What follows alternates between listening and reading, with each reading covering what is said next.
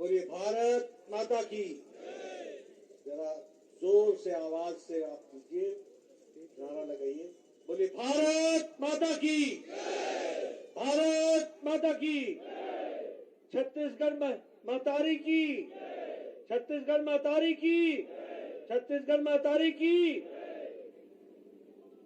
आज के इस कार्यक्रम में हमारे यहाँ के प्रत्याशी श्री हरीशचंद्र राठिया जी, हमारे अरुणधर दीवान जी जिला के महामंत्री, हमारे राकेश तिवारी जी विधानसभा के प्रभारी, राधेश्याम राठिया जी विधानसभा के संचालक, सम्मानित मंच, हमारे सभी वरिष्ठ पदाधिकारी कार्यकर्ता बंधु और यहाँ इतनी बड़ी संख्या में आए हुए देवी और सज्जनों, सबसे पहले तो आप सब लोग इतनी बड़ी संख्या में यहाँ पर हमारे हरीशचंद्र राठिया जी को आशीर्वाद देने के लिए आए हैं। आपको मैं अपनी ओर से हार्दिक धन्यवाद देता हूं और बधाई देता हूं। आपकी तालियों की गड़गड़ाहट से मैं ये पहचान लेता हूं कि आप लोगों में कितना उत्साह है, उमंग है कि हरीशचंद्र राठिया जी को विधानसभा में भेजा जाए, ये आपने तय कर लिया। मित्रों, हरीशचंद्र राठिया जी को विधानसभा में भेजा जाए, ये तो आपने तय कर लिया, लेकिन आपको यह भी तय करना है कि इनके माध्यम से हम किन मुद्दों के लिए लड़ाई लड़ रहे हैं, इसको भी हमको समझना चाहिए। ये 17 तारीख का चुनाव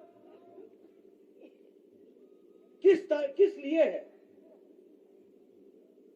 और आने वाले 5 साल के लिए हम 17 तारीख को क्या निर्णय ले रहे हैं। मित्रों, सिर्फ हरीशचंद्र राठिया जी को विधानसभा भेजना हमारा लक्ष्य नहीं है। हमारा लक्ष्य इनके माध्यम से भ्रष्टाचारी सरकार को उखाड़ फेंकना है और साफ सुथरी सरकार को लाना है। आप जानते हैं कांग्रेस पार्टी, ये कांग्रेस पार्टी और भ्रष्टाचार, कांग्रेस एंड करप्शन, ये एक ही सिक्के के 2 पहलू हैं। जहां कांग्रेस होगी वहां भ्रष्टाचार होगा, जहां कांग्रेस होगी वहां अनाचार होगा, जहां कांग्रेस होगी वहां अत्याचार होगा, जहां कांग्रेस होगी वहां विकास के जगह पर विनाश होगा। ये कांग्रेस पार्टी का प्रतिलक्षण है। और बघेल सरकार, 5 साल की सरकार, ये लूट की सरकार रही है, ये धोखे की सरकार रही है, ये छलावे की सरकार रही है, ये भोली भाली जनता को गुमराह करने वाली सरकार रही है। और इसलिए इसको जाना तय करना होगा और हरीशचंद्र को लाना होगा, इसकी हमको चिंता है। अब यहां आपसे मैं ये भी बताना चाहता हूं, सिर्फ कहने के लिए नहीं कह रहा कि ये लूट की सरकार है, ये भ्रष्टाचारी सरकार है। आप बताइए, केंद्र में जब कांग्रेस पार्टी की सरकार थी तो पनडुब्बी घोटाला किया था कि नहीं किया था? किया था कि नहीं किया था? आप बताइए, जब ये सरकार कांग्रेस की दिल्ली में थी तो इन्होंने हेलीकॉप्टर का घोटाला किया था कि नहीं किया था? किया था कि नहीं किया था? मैं पीछे से आवाज सुनना चाहता हूं, किया था कि नहीं किया था? और मित्रों, ये बताइए कि इन्होंने कोयले का घोटाला किया था कि नहीं किया था? किया था कि नहीं किया था बहन?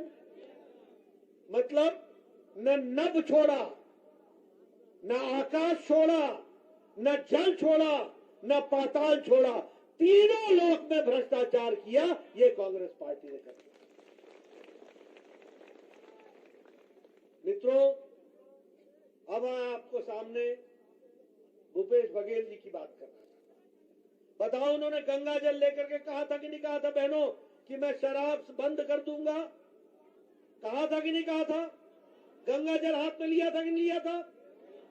और इन्होंने शराब तो छोड़ो, 2161 करोड़ रुपए का शराब का घोटाला ही कर डाला। घोटाला कर डाला। आप बताइए, इन्होंने चावल का घोटाला किया कि नहीं किया? किया कि नहीं किया? मालूम है कितने का? 5,000 करोड़ रुपए का। छोटा मोटा काम नहीं करते बघेल साहब, बड़ा काम। 5,000 करोड़ रुपए। और कोयला घोटाला किया कि नहीं किया? किया कि नहीं किया? 540 करोड़ रुपए का। और डीएमएफ घोटाला किया कि नहीं किया? गोठान घोटाला किया कि नहीं किया? गोठान घोटाला किया कि नहीं किया?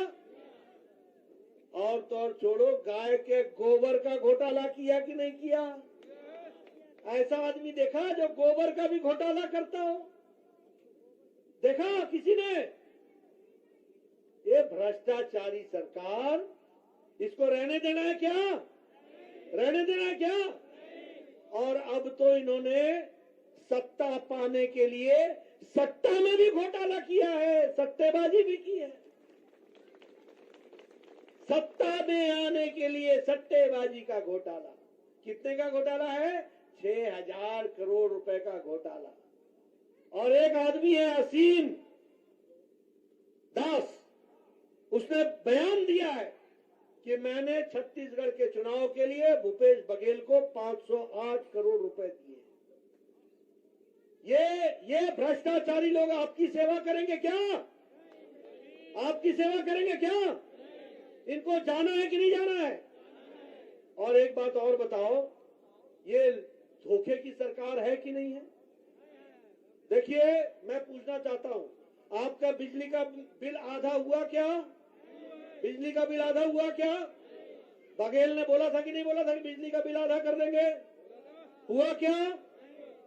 आपको बेरोजगारी भत्ता मिला क्या मेरे नौजवान? क्या बोला था? 2500 देंगे, बोला था कि नहीं बोला था? बेरोजगारी भत्ता देंगे बोला था ना? मिल गया क्या? और बताइए, इन्होंने कहा था कि नहीं कहा था बहनों कि 4 गैस का सिलेंडर मुफ्त देंगे? 4 गैस का सिलेंडर मुफ्त देंगे, दिया क्या बहन? मिला क्या? और इन्होंने कहा था कि नहीं कहा था कि 50,000 टीचर हम आदिवासी भाई लगाएंगे? कोई लगा गांव में? कोई लगा? बताओ भाई, कोई गांव में लगा आदिवासी टीचर? और इन्होंने कहा था कि हम मंथली अलाउंस महीनों को 500-500 रुपए देंगे। मिला क्या बहनों? मिला क्या? और उसी तरीके से इन्होंने कहा था कि भूमिहीन किसान को घर देंगे। घर देना तो छोड़ो, 12 लाख घर जो मोदी जी ने पक्के मकान दिए थे, उसको भी भूपेश बघेल ने रोक दिया, वो भी नहीं आने दिया। इसको भी आपको ध्यान में रखना है। ऐसी सरकार जो जनता विरोधी, जो जनता विरोधी सरकार है, ऐसी सरकार को रहने देना है क्या? रहने देना है क्या? इनको जाना है कि नहीं जाना है? तो मैंने आपको बताया, ये लूट की सरकार, ये भ्रष्टाचार की सरकार, ये झूठ बोलने वाली सरकार, ये धोखा देने वाली सरकार, इस सरकार को जाना होगा कि नहीं जाना होगा? अब मैं आपसे पूछता हूं, मोदी जी के राज में देश आगे बढ़ा कि नहीं बढ़ा? बढ़ा कि नहीं बढ़ा? आज देश 5वें नंबर की अर्थव्यवस्था बन गया है, 5वें नंबर की। और आप पहले हरिश्चंद्र को जिताएंगे और उसके बाद आप फिर से मोदी जी को लाएंगे 2024 में, और 2027-28 में भारत 3रे नंबर की अर्थव्यवस्था बन जाएगा, 3रे नंबर की अर्थव्यवस्था।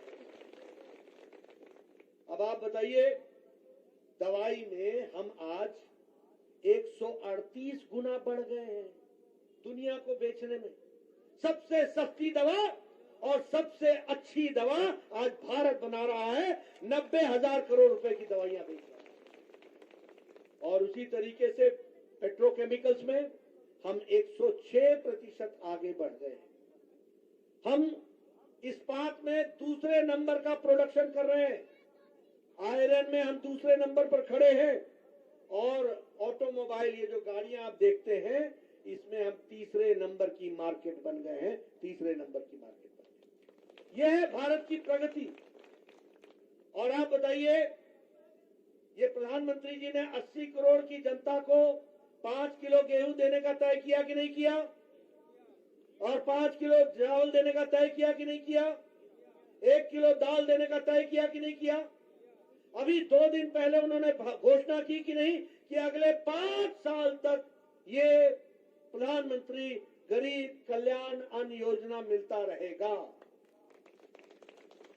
लेकिन आपके भूपेश बघेल यहां उसको ठीक से बटने नहीं देता है। ऐसी सरकार को रहने देना क्या?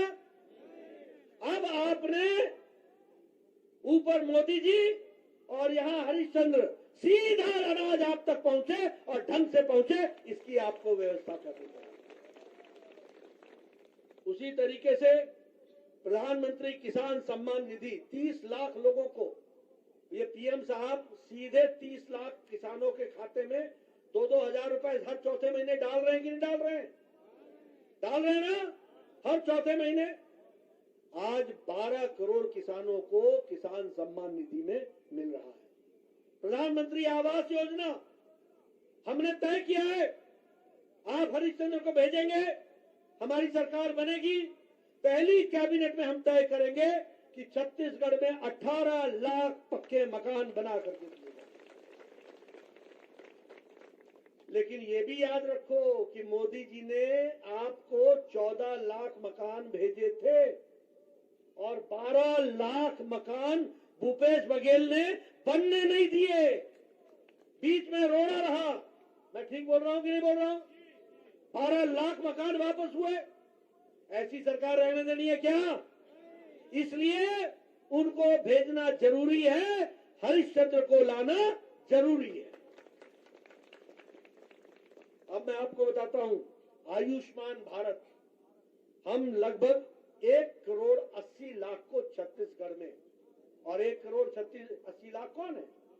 रेडी वाला, फेड़ी वाला, रिक्शा वाला, ठेला वाला, बस का ड्राइवर, बस का क्लीनर, बाल काटने वाला, ठेला चलाने वाला, कूड़ेदान से प्लास्टिक इकट्ठा करने वाला, रिक्शा चलाने वाला, ऐसे गरीब लोगों को मोदी जी ने 5 लाख रुपए का गंभीर बीमारी से लड़ने के लिए हर साल 5 लाख रुपए का उनको आर्थिक मदद दी है। और अब जब आप हरिश्चंद्र को भेजोगे तो हमारी सरकार जब बनेगी तो अब हम हर साल 10 लाख रुपए आपको भेजेंगे। इसलिए मित्रों, हम जिस तरीके से काम कर रहे हैं, मैं आपके सामने बोलना चाहूंगा कि हमारे ट्राइबल भाई यहां बैठे हैं। आपका बजट मोदी जी ने दुगना कर दिया है और scheduled caste component, tribe component का बजट तिगुना कर दिया है, 3 गुना कर दिया है। एकलव्य विद्यालय का बजट 22 गुना कर दिया गया है और ट्राइबल विद्यार्थी के स्कॉलरशिप का 2.5 गुना कर दिया गया है। इस तरीके से विकास हुआ है। हम लोगों ने तय किया है कि कृषक उन्नति योजना के तहत प्रति हेक्टेयर को 21 क्विंटल की 3100 रुपए में धान की खरीदी की जाएगी। इसको भी याद रखें। और बारदाना की व्यवस्था की जाएगी। उसी तरीके से हमारे आदिवासी भाइयों को जो तेंदुपत्ता इकट्ठा करते हैं, उनको प्रति मानक बोरा पर 5,500 रुपए दिया जाएगा और इकट्ठा करने वाले को 4,500 का बोनस दिया जाएगा। साथ में चरण पादुका योजना फिर से चलाई जाएगी और चरण पादुका भी उनको दी जाएगी। उसी तरीके से महतारी वंदन योजना में हर माता को जो विवाहित है उनको हम 12,000 रुपए साल का देंगे उनके विकास में। उसी तरीके से हम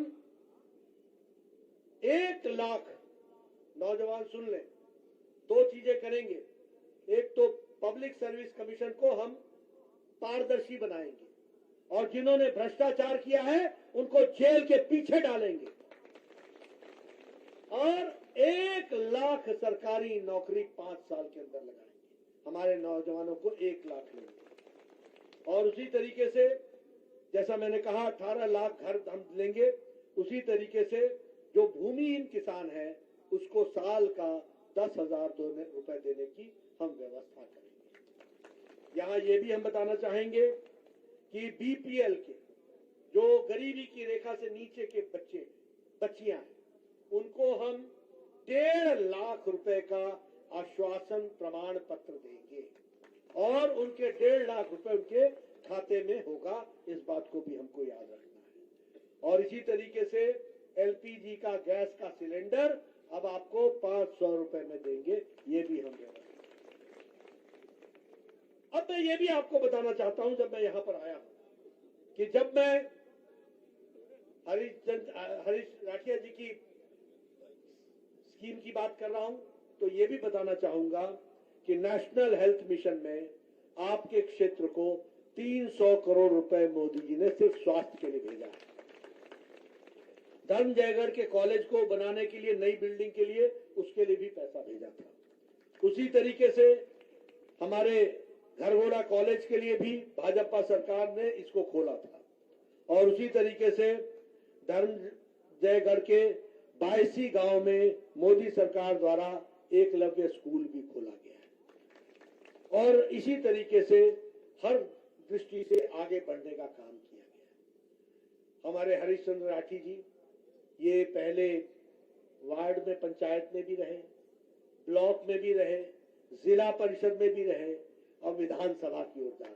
3 स्तरीय पर काम किया है और ये पंच, सरपंच, सभापति का दायित्व निर्वहन करने के बाद और रायगढ़ के अनुसूचित जाति, अनुसूचित जनजाति मोर्चा के महामंत्री के रूप में भी आपने काम किया है। एकदम जमीन से जुड़े हुए आदमी हैं, सरल स्वभाव के आदमी हैं, आप लोगों से प्रेम करते हैं। बताइए इनको आशीर्वाद मिलेगा कि नहीं मिलेगा? मिलेगा कि नहीं मिलेगा? पीछे आवाज आए, मिलेगा कि नहीं मिलेगा? मिलेगा कि नहीं मिलेगा? कमल खिलेगा कि नहीं खिलेगा? विकास होगा ना? लूट की सरकार जाएगी ना? फरेब की सरकार जाएगी ना? भ्रष्टाचारियों की सरकार जाएगी ना? ईमानदार स्वच्छ भाजपा की सरकार आएगी, आएगी ना? आएगी ना? 17 तारीख को कमल खिलाइए, अपना भविष्य को आगे उज्जवल कीजिए। बहुत बहुत धन्यवाद। जय भारत, जय सत्य। अंत में आभार प्रदर्शन के लिए विधानसभा के संचालक आदरणीय राधेश्याम राठिया जी का